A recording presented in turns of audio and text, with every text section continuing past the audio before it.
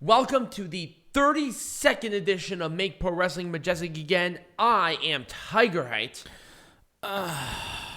So that was so Peanut, disappointed. That was Peanut Gallery's groan.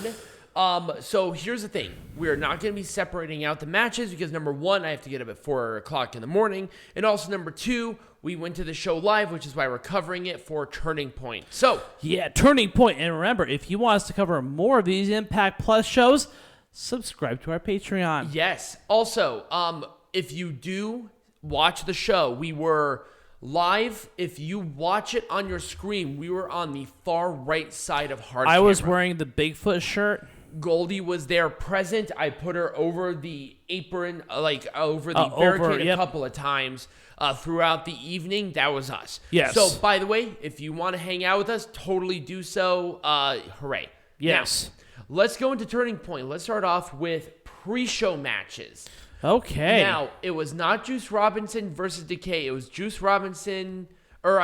FinJuice, taking on, it was Rohit, Raju, and Singh. Yeah, it was that team. Desi Hit Squad. Desi Hit Squad. Well, yes. But it wasn't, for some reason they wanted to change it out of nowhere from Decay. I like this match because number one, Juice Robinson wrestling is the funniest thing in the world. It is the best thing ever. And it was just a lot of fun. It was great. This was actually a really fun opening match.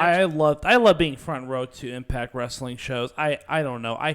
There's a magic about it. Right. The crowd was electric. We got to see all the stars right there, and it was just a lot of fun. It was great. No one got to kiss Goldie though. Nobody did. I was kind of worried about that. I was kind of disappointed. And we're talking about belt kiss, not like actual kiss. But we're talking like belt kiss. Not even Inspiration would do that. They were the closest, but they didn't. So anyway, FinJuice have been on a losing streak in Impact, and they won the match, which was great for them. They needed it. And I was sitting there saying, they're just jealous because of your hair. And they're like, right? So that was kind of funny. I love that shit.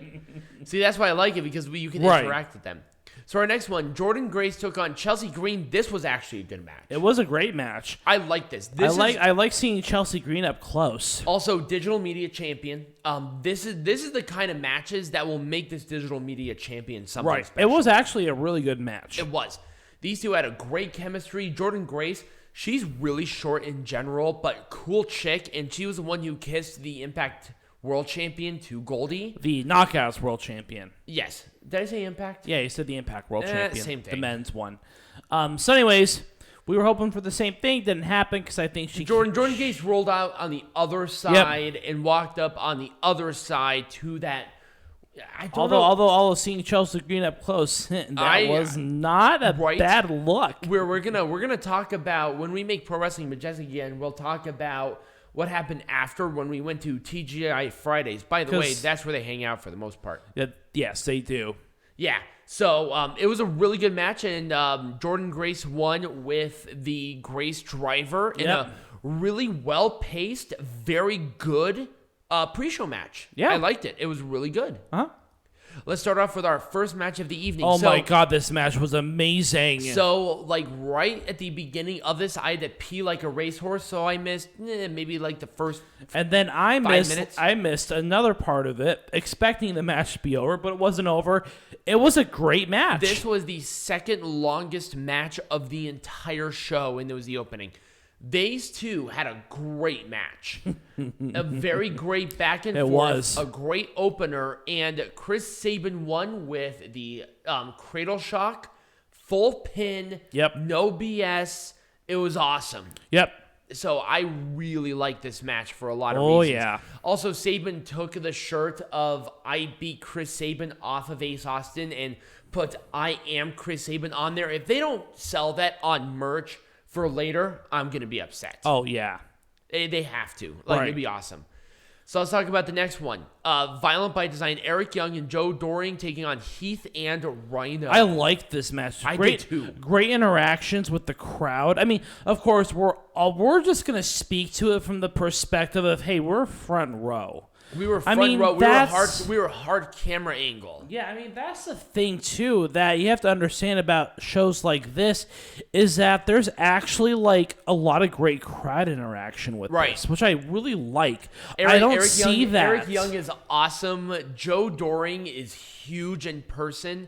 Rhino looks great in person, by the way. Yeah, he does. I mean, for how old he is, he looks great. He did look at me when I said something about his political career.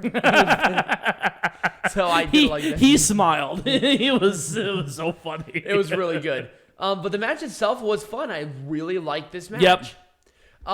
So it was a mask to the face on Rhino for the win for Violent by Design. Yep. So I kind of liked that. There was great interaction from everybody, and I thought it was a really good little, like a little taster. Yeah.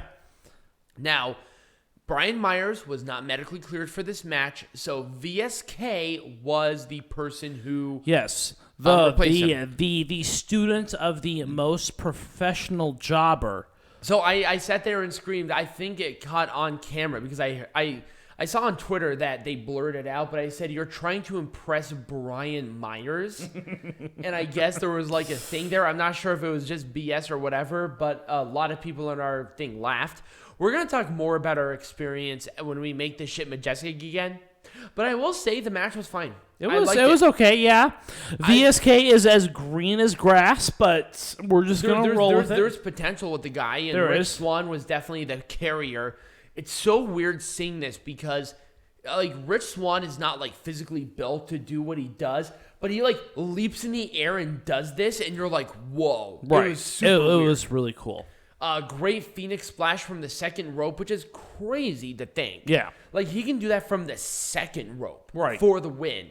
I thought it was a really good I don't know they blurted your voice out for that. I mean, I don't like watching myself on television. I legitimately don't either. Let's talk about W.MORRISSEY and Matt Cardona. So my God. Tall Edge.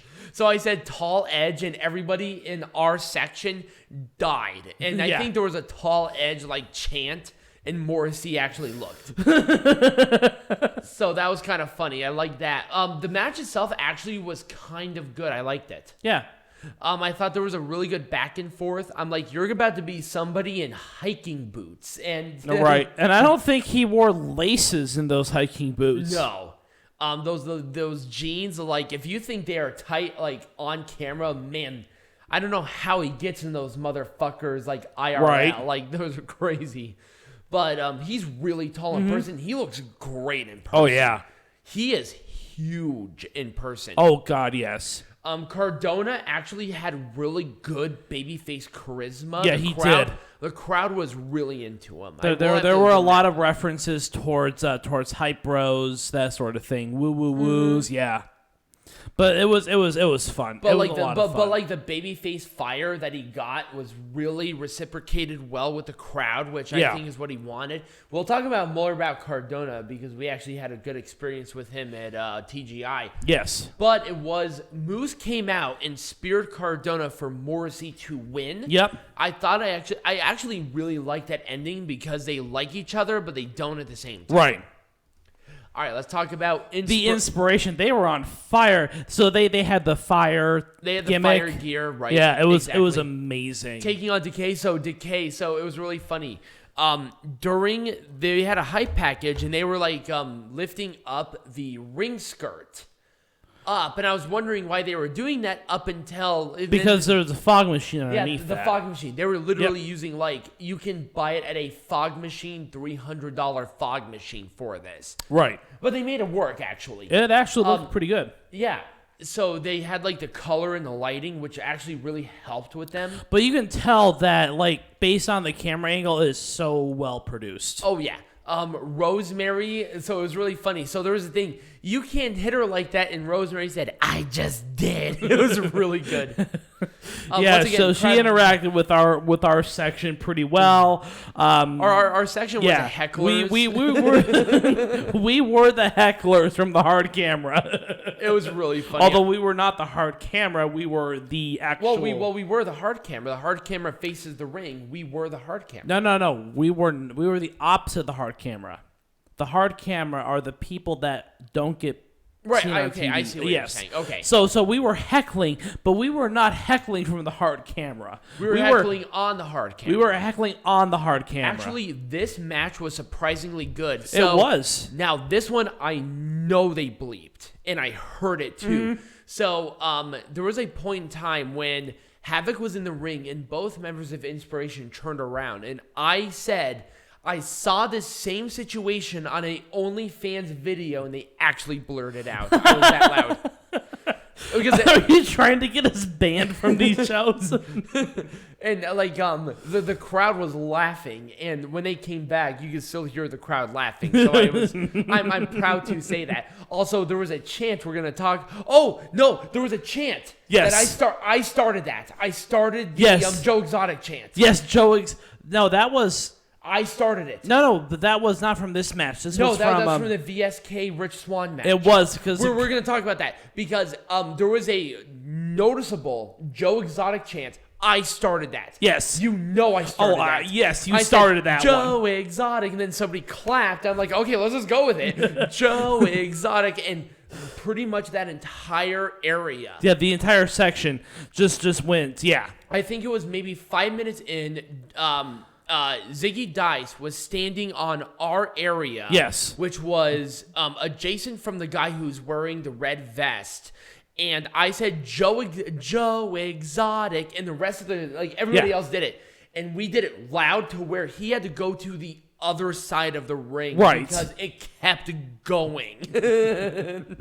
I'm proud to say that I was the one who started a chance, and now we're banned.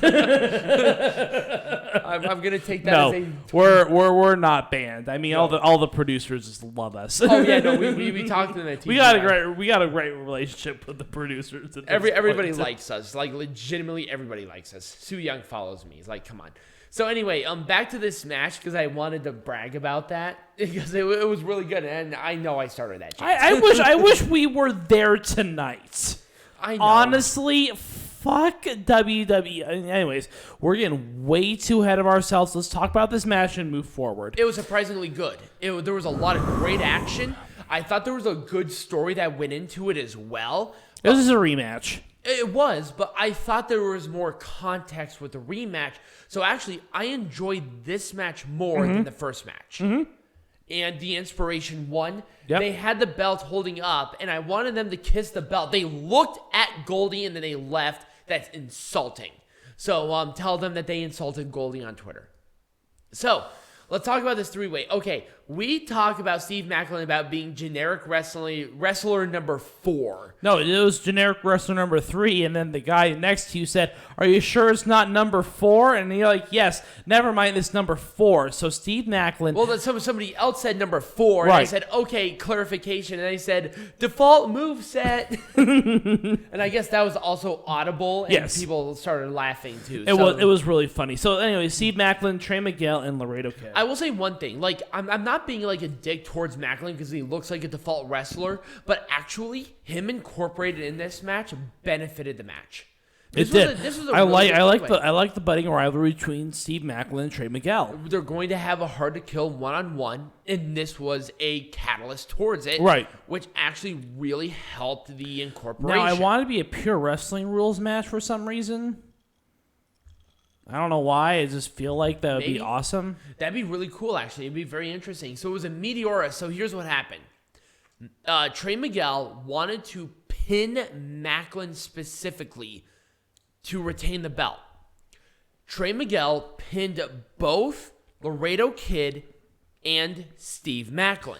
And so, of course... Maclin kicked out, but Laredo Kid didn't.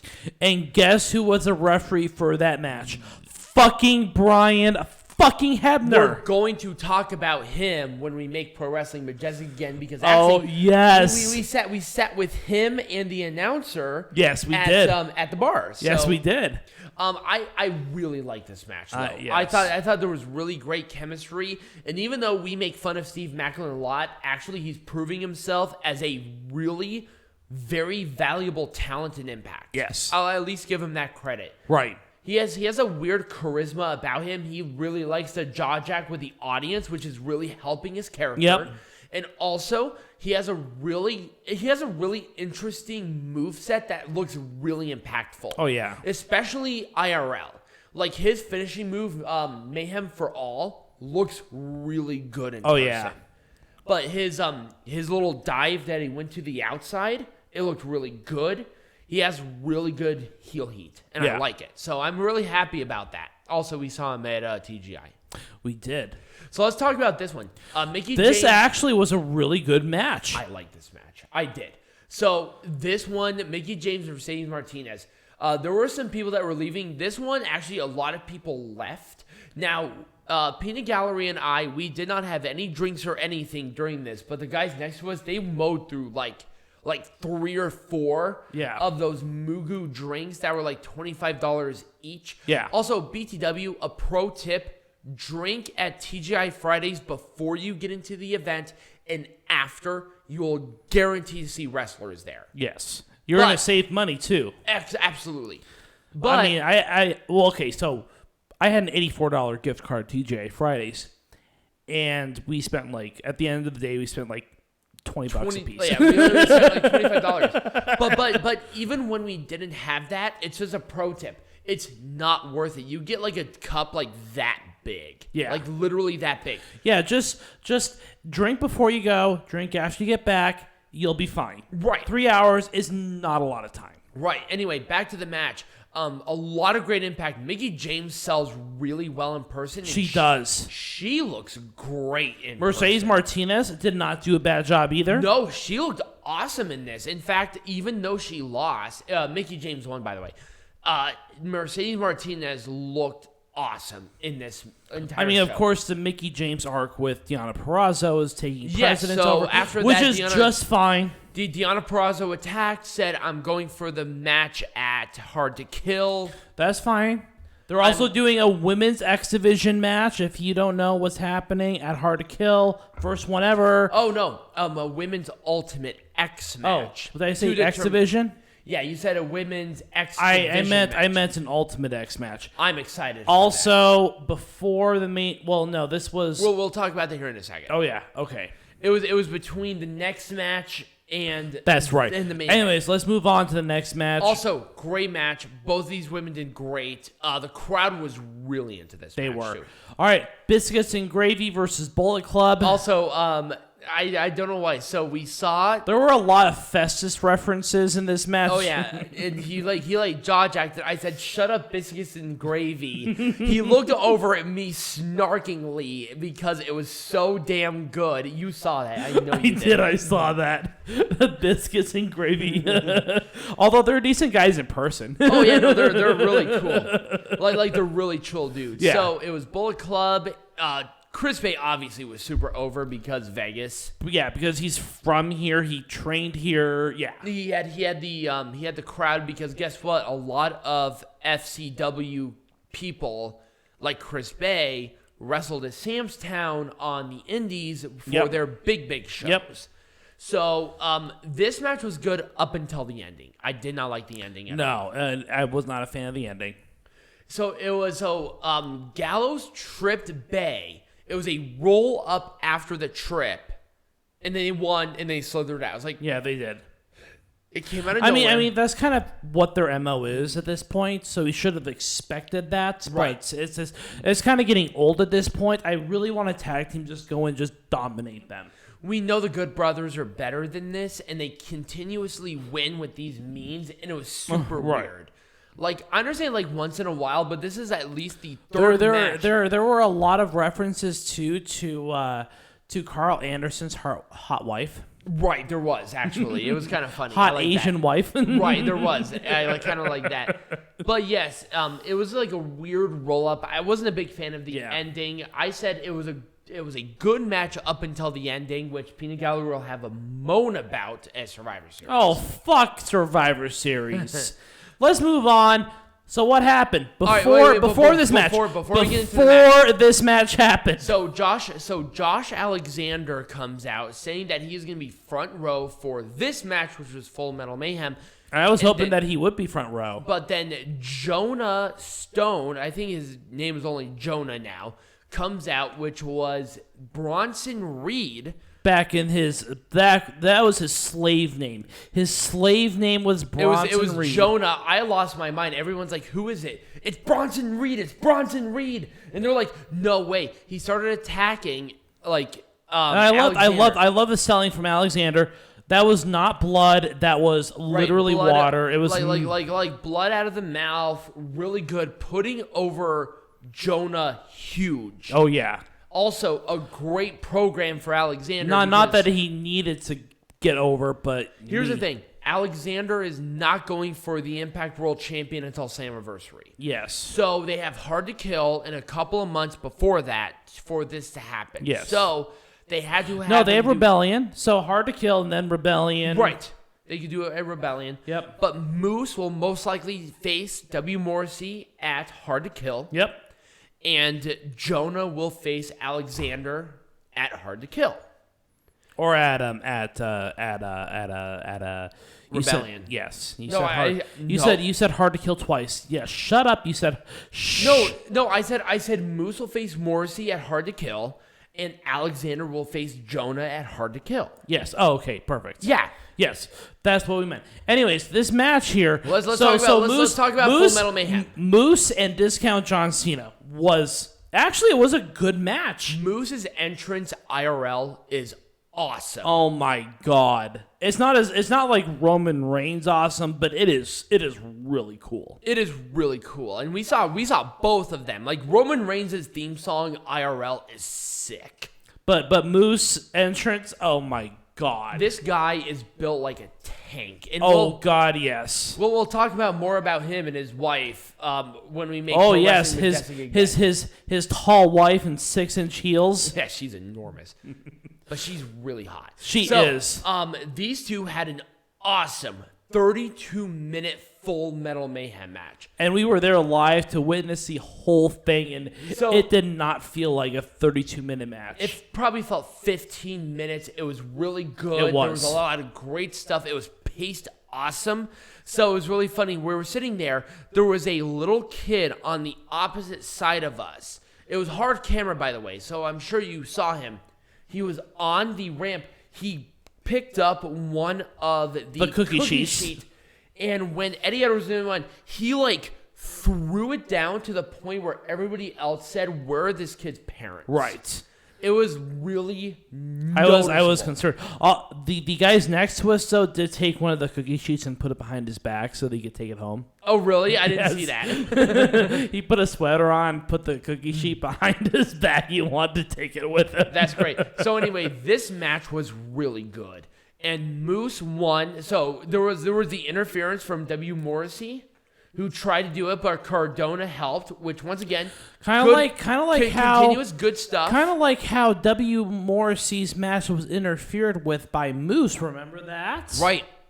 There was that continuity there, which really helped. And then you saw Cardona come in, so they're going to continue that rivalry, which I do not mind whatsoever. Now the question is, though, W.MORRISSEY's contract was up late last month. Do you think that they're going to try and extend it through Hard to Kill, though? I think so. I legitimately think so. I don't know why, but I can't really see Morrissey going anywhere else. I think he needs to stop with this value thing and be a little more humble towards that contract, because he has a great platform. He does. He's in a great spot in the main event scene. And you know he's going to have a title match at some point in time against Moose. Why would you ruin this? Moose? And I'm sorry, there was no interest from AEW. There was no interest from there. And you're not going back to WWE. You were fired from the boss himself. Like, it's not gonna happen. We'll talk about WWE's ridiculous spending habits in a little while. Yes, we will, because that. God, I have a lot of fun with that. Anyway, let's talk about this match. So Edwards pulled up the ring ropes and everything. Moose slammed him on there. It sounded great. It was a really good spot. We were opposite of that spot, so we didn't really see the whole thing. You could hear the impact from where we were, and then it was a spear for Moose to win, and he passed us, but once again, no belt touch. I was a little mad, but Edwards went on the mic saying, "We do this crazy shit because of you. Thank you."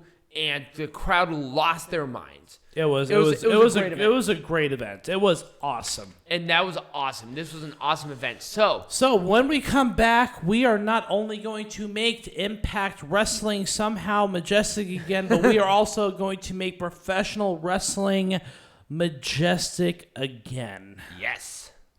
All right, so let's make this shit majestic again. But not only that, but we're going to talk about our experience after, because for some reason you guys like that. Hold on. So we're going to spend more time talking about this Impact Wrestling event that's like meaningless in the grand scheme of things than a WWE show. Right.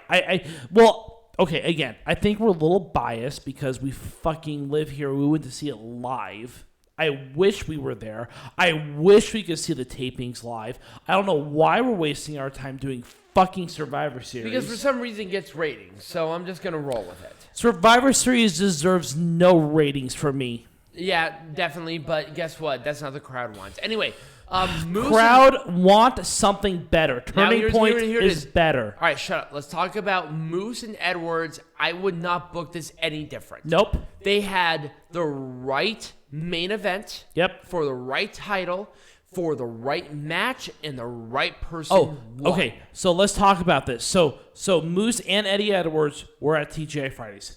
So Moose came in with his wife, who Moose is a tall motherfucker. But his wife is just as tall with high heels, with 6-inch heels. But she's a tall fucker. So we were at the bar with the announcer, with a producer, and with Brian Hebner. So Brian Hebner was rubbing his head, saying, "Hey, how is it?" Because if you saw he had some pus fluid because of some injuries. So he was still moving. So Moose had a pus injury on the top of his head. He had it on his elbow, and he said he had it on his shoulder. Too, what I heard. And we were sitting there. But he said, yeah, the doctors were okay. They cleared me and everything. So it took him a little bit It took him a little bit longer because he was going through at the time of the ending of the show, it was like, what, 10 o'clock? It was about 9:50. It was about 9:50. So he didn't come in until about an hour afterwards. So assuming... Showered, went to the doctor to make sure that he's good, blah, blah, blah, sort of thing. Eddie Edwards came in actually later than that. Yes. It was like by the time because I think again there were some protocols they had to follow. Right, because it was crazy. I mean, a Full Metal Mayhem match was just insane. But of course, Alicia Edwards it was really funny. Earlier, so we were sitting there. So the announcer, I can't remember his name. I like him. He actually sounds really great. Super nice dude. Yeah. And Brian Hebner, who came in, asked me to save a spot for him. He went over. He's like, "Oh no, you're good." And I'm like, "Okay, I'll not do that." And then he came back over with the announcer and a producer, and they were talking. It was kind of fun. Yeah. Like listening to them. It was kind of fun because they were making fun of the ring bell person. Right. So the ring bell person was garbage, and they were. It was really funny. It was really bad. If you saw the event, they were really bad. We had a brief interaction with them, and we had some laughs, and that's how you do it. So anybody who sees a wrestler at an arena or not at an arena or a signing or anything, treat them as anybody else, and you'll get all the respect in the world. Yeah. I was at a cigar bar. And I actually served John Cena. Not going to forgive you for that. I'm not. So Peanut Gallery lived right down the road. But when I was training, they told me to not mention celebrities or anything that were there because we don't want to start anything. Fuck you, I'm your brother. I know, but at the same time, it's a little bit hard because I wanted to keep that job. I was getting paid really well there. I was getting like $10 an hour. I was working 40 hours a week, but also I was getting $300 in tips like a week. Like I was doing really good. I wanted to keep that job. Anyways, let's move on. I would have done the ending differently.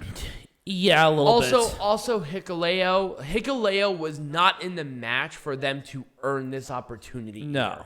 It was El Phantasmo who was in the match to earn this shot. It should have been him. I'm sorry. I like Hikuleo's tall as fuck, though. Hikuleo is really tall, but at the same time, he is not quite ready. He's close. Also, Gallows and Anderson at the bar, it was a lot of fun. Oh, yeah. Let's talk about that. So, Gallows went in with Heath. Yes.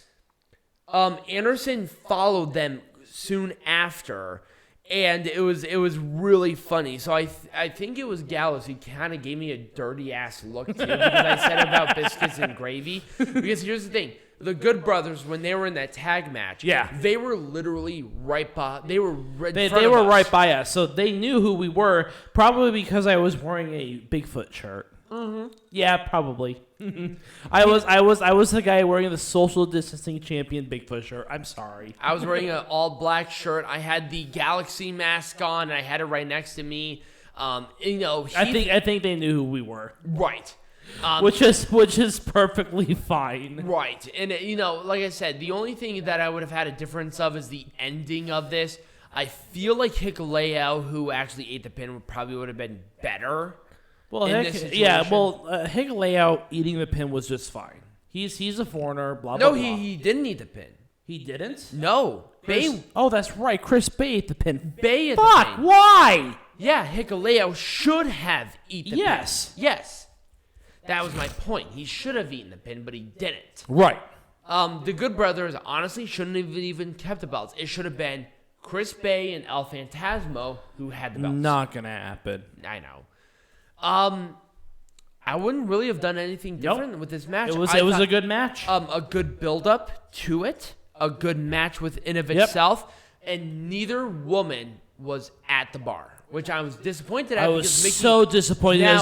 Now, the last time at Bound for Glory, Mickie James was there. Yep. I'm sure she was there this time, too. We by the time we left, it was like 11:45. We were tired as shit. We were super exhausted. We're like, we can't stay here any longer. They're staying here. And it was like, TGI Fridays open until like 3 a.m. there. And I'm not staying until 3 a.m. at TGI Fridays. By the time we got home, it was like 1 o'clock in the morning. Yeah, I was exhausted. Right. We live like across town. Yeah, so. We literally live on the opposite side of town at Sam's Town. We go there because we love it. I really wouldn't have done anything different with this match. Nope. I think of Maclin kicking out was good, and Laredo Kid being the one person who's sort of the foreigner, figuratively and actually. Right. And eating the pin was the right move. And also Trey Miguel, who is still the X Division champion, is good because they're building for that. Because this is an Impact Plus event. Right. The only person that was there out of those three at TGI Fridays was Steve Maclin. Yeah. So let's talk about that now. So there was a table of Steve Maclin. It was Steve Maclin, Matt Cardona, Deonna Purrazzo, and Chelsea Green. No, was it Chelsea Green? It was Chelsea Green. Okay. They were doing a double date situation. That's right. And they were on a high top bar area with them alone, so we didn't bother them, but they were clearly there. Cardona had his bags. Yep. For some reason or another. I don't think Cardona's participating in the other events, or maybe he is. Who knows? Anyways, the point being is that Tommy Dreamer showed up. Yeah, that was the other thing. Tommy Dreamer, who's still behind the scenes at Impact, was there. Because I think he's a creative director and he's one of the exec producers. Right. He joined them and sat with them at the table. Yeah. And it was obvious it was Tommy Dreamer because we saw the hair, but also the bartender was talking to him very, very, extended period of time. we didn't bother them because we don't want to like we don't bother the wrestlers while they're there, but now if it were sitting with them at the bar, we're gonna say, hey, really good time. I'm not going to go out of my way to talk to them. Right. But if they're sitting there next to us, that's open forum to talk to Right. them. And so we did a little bit of that. Usually I like talking to the producers a little bit more. Right, we talked to the producers. We talked to Hebner and the announcer. I don't know why I can't remember his name. I can't remember But we talked to them. Really cool guys. Like, they are. Super cool. They're really cool. But I'm not going to go out of my way to talk to somebody who's at a table by themselves. I'm not going to do that. I don't have the money to like pay for a table shots and stuff, Well, number one, I'm not going to pay for shots for anybody unless I'm going to take them. But also, you and I, we're adults. We're not going to do shots. That's true. So there we go. Anyways, I wouldn't have done anything different with this match. Why weren't the Inspiration at the bar? No, they were at the signing after. That's why. They were, yes, but why didn't they come to the bar? Because they were at the signing. I'm sorry. What? I don't know how long that signing was. Well, okay, now, so last time at Bound for Glory, it was the Good Brothers. They still managed to show up. They did? Yes. Last time? Are you sure? Yes. When did that happen? They were at the table with Heath and Rhino for a little bit. Oh, that's right. They were. Right. Oh, I totally forgot about that. But that was like a lot later. Now, Bound for Glory ended earlier than the Turning Point show. It did. So here's the thing. The Bound for Glory show. Also, I think a lot more people were really interested in seeing the Inspiration. Right. That was the other thing. I kind of wonder if maybe the Inspiration weren't done until like 11 o'clock. And I wouldn't be surprised. At that point in time, they were just like, "Fuck this shit, we're going to bed." Right. They checked the hell out, especially after that, because I mean, so here's the thing. So they do the meet and greet right after the show. So right out the door, they start the line. And there was the line was all the way. It was crazy. It literally clogged up the one section to where I had to slither around into the other section of the double open doors for me to even get out of there. Right. So that's what happened there. So I wouldn't be surprised if it took them longer. They were probably there until like 11. I mean, here's the thing, is that if you want to do a meet and greet with the wrestlers, get an autograph, that's one thing. But I don't want that. I don't want the autograph. I just want to talk to them like humans. Right. And I think that's cool. They'll appreciate you more after. I mean, we talked with Jordynne Grace, who's cool. We talked with, we talked with Michael Elgin. Yeah. And despite of what he did, he was a cool dude to us. Yeah. I mean, we talked to producers. Yep. We talked to Brian Hebner Sue and the Young. announcer, Sue Young, who's a cool chick. Like she's cool. She took a picture of our fucking QR code. Right. She wanted to know about it. She's following me on Twitter. She's not following me on Twitter. I think she's the one who mentioned. So we first went there and interacted with it, and she was at a table with Taya Valkyrie. Yes. They were with that, and she's like, check out the cool belt. I was in the bathroom. Yep.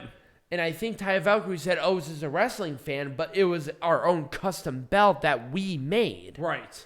So that's why it was weird. So she came and asked about it because she was the one who talked about it first. Right. And so I think they recognized us. And I mean, people are starting to recognize us now. Right. Which is cool. Right. I next time we own it back, I'm going. Right. Let's talk about Morrissey and Cardona. Honestly, I like this match. It was. I like the rivalry too. Yep. And I would. Now the thing is with Morrissey, do you think that Morrissey signed an extension? Maybe. Morrissey was not there because Morrissey had a problem with alcohol, so he was not there. Well, he wasn't at the bar, but I'm talking about the extension for the next match, possibly. Think maybe he signed a 3-month extension to January. I hope so. Now, we do not know exactly what the situation is with Morrissey as it relates to his contract. We don't know. Right. So that's the thing, because he won the match. Right. And they could have changed that because he was a free agent as of that morning. So we just don't know yet. Right. The match was good. I liked it. I liked the structure of it. And Cardona, once again, we talked about it earlier. He was at TGI with his fiance. They're not married yet, are they? I don't know. Who knows if they're married? Anyway, they were with Maclin, Perazo, all the fun All stuff. I know is that Peraza kind of noticed me. Did she? Yeah. Oh, really? She knew who I was. I had the Bigfoot shirt on. Jesus. Oh, I didn't know that. Again, a cryptid makes me noticed. So if you see a Bigfoot shirt, that's probably me. Literally, all he has is Bigfoot shirts. It's kind of weird. So let's talk about this one. Okay. Rich Swann was there. He was there. Brian Myers was hurt. Well, he wasn't hurt. He was not medically cleared. Rich Swann was there with his waifu. Right, they were at the booth. They were at a booth that they're always at, so that's whatever. It was booth. So here's the thing. So the bar area is a U-shaped thing with booths on both sides. Yep. Right. So on the side of the entranceway into the bar area, him and Soo Young are always right at the very end, right where the kitchen and the dining area are at. Yep. So that's where they were. So we didn't have an opportunity to talk to them because I think another producer... And watch all of them not show up next time because we're giving away all the secrets. But at the same time, we got some super fans that go there too with us, and there are... Right, at the same time, if you're listening to us right now, please keep in mind of the situation that you're at. Right. Do not ask them for autographs. Say, hey... Thank you for your work. We really appreciate it. If you have the means to do so, maybe compliment them with a free shot or whatever. Right. Because fans do that. Right. We didn't do that. I don't have the financial means to do so. Right. Now, just keep in mind, this is a different situation than in the actual arena. You're in a different area. Please be respectful to their privacy. Exactly. We're not condoning because where they are, because we always describe where they are. We always do. So just please respect their privacy. Yes, absolutely. 100%. Don't ask for autographs. Don't fangirl. Please be respectful. Right. If we look over our shoulder to kind of see what's going on. If they're in a personalized situation, say quick 10-second, hey, great job. Thank you for all the work that you do. We really appreciate it. I'll be there next week. I just want to tell you thank you. Boom. That's it. That's it. That's all you need to do. And again, if you have the means to do so, buy them a drink, buy them a shot, whatever you can afford. Let's talk about this match. The situation here was a little bit different, but here's the thing. Swann and Mac are working with Sam Beal, who was cut from the Learning Tree. Yep. Who's still signed with the company. So actually, I liked the premise of this match. Yeah. So I wasn't even mad about that. But once again, please be respectful. I liked this match a lot. So Heath... Again, Heath was at TGI. Rhino was not there this time. No, he was not. And neither was Joe Doering.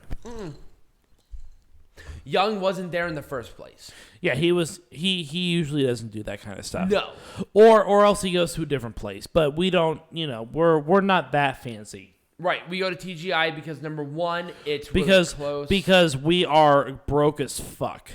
Okay. Well, number one, we're not broke as fuck, but TGI is tried and true.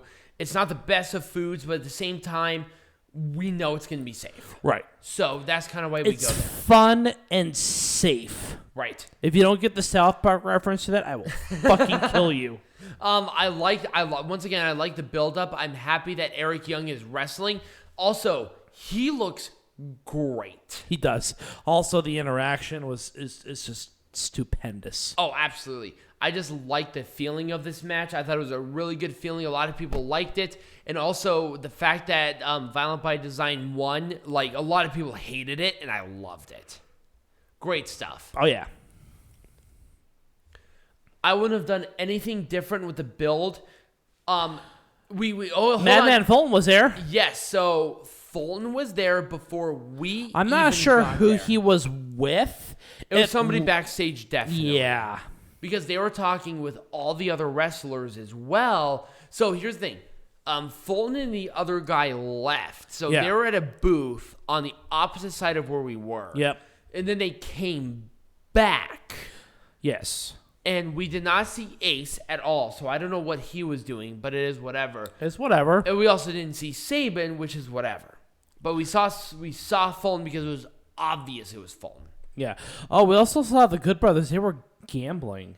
Yeah, we did see that. I did see that. Yeah, they were gambling at one of the. Yeah, they were gambling at one of the craps tables. That's right. Yes, they were at one of the craps tables. Yeah, right before we left. So, anyways, let's move on.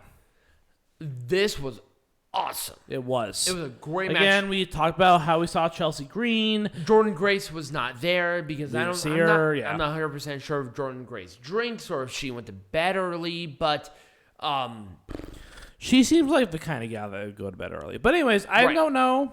I am not judging. She's a cool chick. Chelsea Green seems like an awesome chick too. I would have booked this differently because Chelsea Green won a number 1 contenders match. Yep.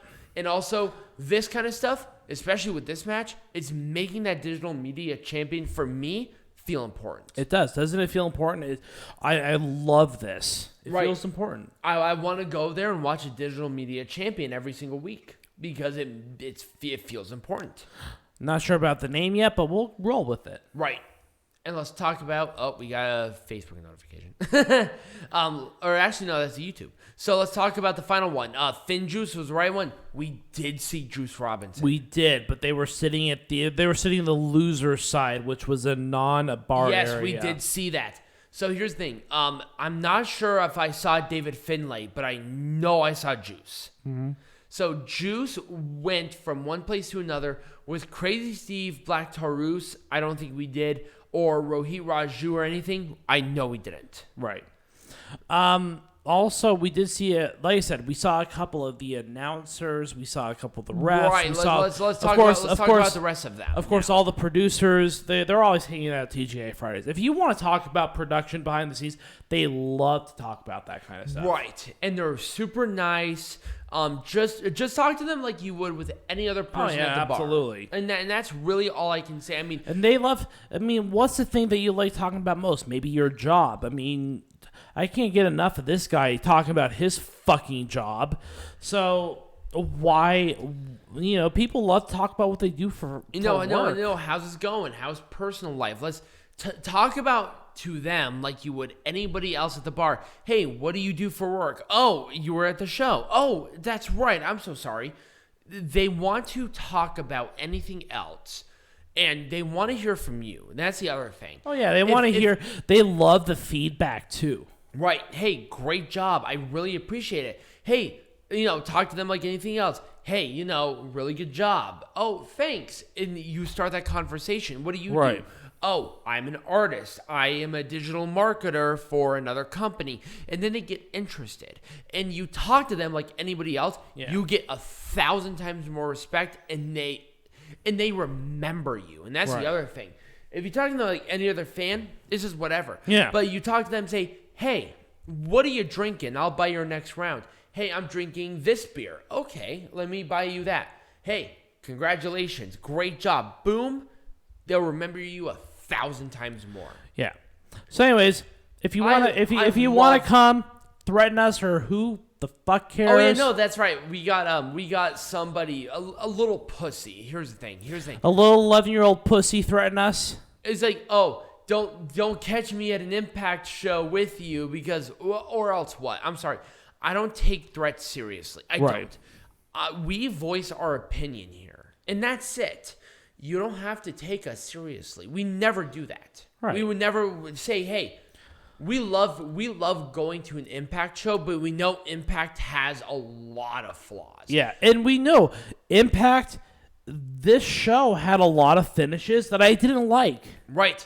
But we like going because the atmosphere. Oh my God, the atmosphere for Impact shows is the best atmosphere I have honestly ever gone to live. Right. Like, I have gone to AEW shows, I've gone to WWE shows, I've gone to Impact shows. Out of those 3, Impact is number 1. Right. We were about to go to a Ring of Honor, but that's when the pandemic hit, so we can't make that judgment. But out of those 3, honestly, Impact Wrestling, 100% all the way. Fuck, man. Great atmosphere. Great shows, too. Mm-hmm. I mean, they're not the biggest, the best. Who the fuck cares? I love sitting front row at an Impact Wrestling show, and I love to interact with the fans, and I love to interact with the wrestlers and all the people that produce that show day in and day out afterwards. That is what's worth it to me. And we get people saying, hey, we listen to your show. Hey, your voice sounds really familiar because of the show that we do. Yeah. So obviously we're reaching an audience, and it's kind of weird, but it's like, with death threats or anything, we don't take any of that shit seriously. I've dealt with that for a lot longer than Peanut Gallery has. Yeah. I'm not sure if you've ever experienced it. Don't care. Don't know. Don't care. Right. Exactly. It just happens, especially when you put yourself out there. Yeah. And we talk with Impact Wrestling fans at TGI Fridays before the show. We talk with them after the show.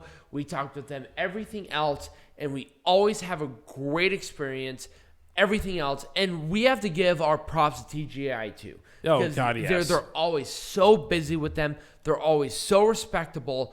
We talk to the manager because of an outside situation, super understanding. If you ever go to TGI Fridays in Sam's Town in Las Vegas, number one, you'll probably see us. But also number two, give them good tips.